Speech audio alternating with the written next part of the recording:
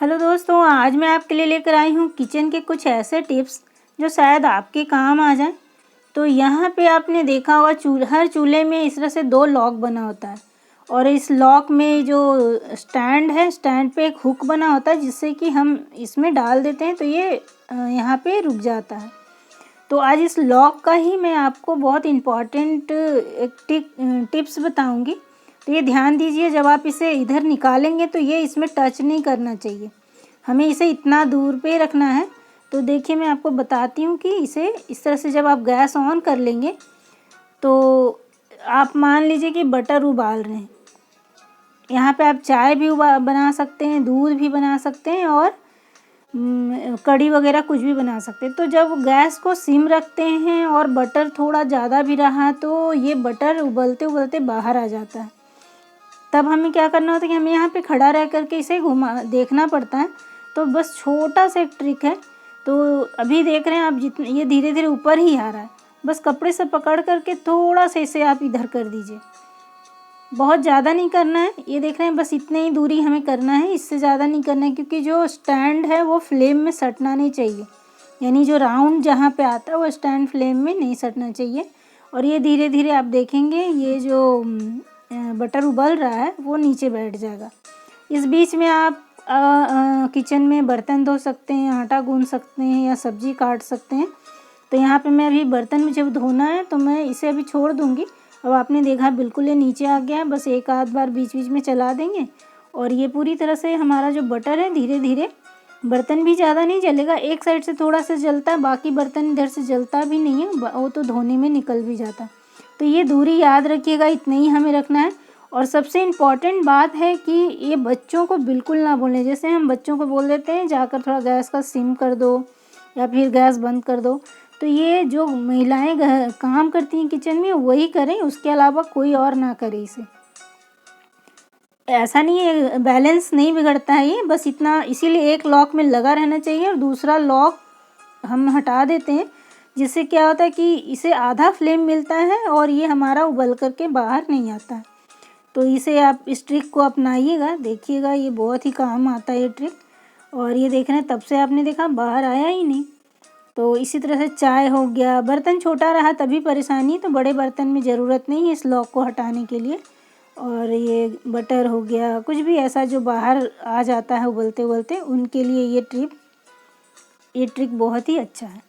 अभी जैसे आपने घी को, अब घी तैयार हो गया तो हम कई बार छोड़ देते हैं कि घी ठंडा हो जाए फिर बॉटल में रख लेंगे। तो इसे नीचे बर्तन में एक पानी रखिए और इस तरह से घी को रख दीजिए, एक दो बार आप घुमाएंगे, पानी गर्म हो जाएगा और घी आपका बिल्कुल नॉर्मल टेम्परेचर पे आ जाएगा।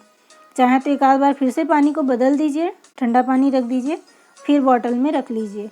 इस बीच में क्या होता है, कभी मक्खी गिर गई या बच्चों ने कभी गलती से गिरा दिया तो उससे आप बचेंगे। गुजिया जब हम बनाते हैं तो कोशिश, जनरली हमने भी यही सीखा है कि पानी लगा कर के इसे बंद कर दिया जाता है। तो मैं यहाँ पे आपको एक ट्रिक बताऊँगी। मैदे को और पानी को मिला करके एक लेप बनाइए, जैसा मैंने इस पे लगाया बस ऐसे ही लगाइए। और इसके बाद जब गुजिया आप बंद करेंगे तो इतना बढ़िया गुजिया बंद हो जाता है, मतलब तेल में वो खुलता नहीं है। बस ध्यान रखिएगा कि बहुत ज़्यादा हमें दबा दबा करके ये नहीं करना है, मतलब यहाँ पे उंगली यानी नाखून का निशान नहीं लगना चाहिए, तभी गुजिया फट जाता है। दूसरी ट्रिक ये है, जैसे जब आप दबाएंगे और दबाते समय हाथ में सूखा मैदा लगा लीजिए, तो जो हाथ से आप गूंथते हैं उसमें डिज़ाइन बहुत सुंदर निकल के आता है। और गुजिया जब भी तले तो इसका जो फोल्ड वाला पोर्शन है वो ऊपर रखें।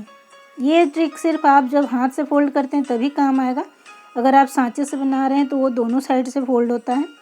तो ये गुजिया की ट्रिक हो गई। अभी आप देख सकते हैं जो वाइट कपड़ा, यानी कि जो भी लाइट कलर का कपड़ा होता है, उसे जब हम धोते हैं तो कई बार उसमें डस्ट लग जाता है। धोने तार जो है हमारा, या फिर जो नायलॉन की रस्सी है उससे, तो उसको अगर आपने पोंछ भी दिया तब भी कपड़े में लग जाता है। तो ये जो दुपट्टा आपने देखा, नीचे में मैंने दुपट्टा डाल रखा है, ऊपर में ये नए कपड़े आप देख रहे हैं जो लाइट कलर के हैं।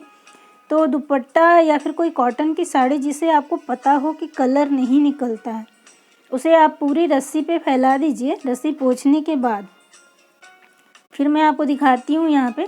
इसे जब आप पलट के देखेंगे तो आपके कपड़े में बिल्कुल भी निशान नहीं आएगा, ये देख सकते हैं। नहीं तो कई बार होता है कि और जिनका कपड़ा है वो दुखी हो जाते हैं। इस तरह से आप कपड़े में दुपट्टा को रस्सी पे दुपट्टे को डाल दीजिए। देखिए किसी भी तरह का लाइट कपड़ा हो, ये नहीं आएगा निशान कपड़े में। उल्टा है पर फिर भी अगर निशान आए तो सीधे में भी दिख जाता है, तो अच्छा नहीं लगता, फिर बच्चे दुखी हो जाते हैं। तो ये ट्रिक ज़रूर अपनाइएगा। और जब हम पत्ता गोभी की मंचूरियन बनाते हैं या भजिया बनाते हैं तो आप इसे इस तरह से ना चाकू से बारीक कीजिए, तो इतना बढ़िया कुरकुरा बनता है वो। जब आप मंचूरियन बनाएंगे तब भी बढ़िया सा ग्रेवी में डालेंगे तो कुरकुरा सा रहेगा। और मसाला गूंदने के बाद हाथ में सूखा मैदा लगाइए, फिर इसके बॉल इस तरह से तैयार कीजिए। बहुत अच्छे से बॉल जो तैयार हो जाता है। और जितना है आप इस तरह से तैयार कर लीजिए।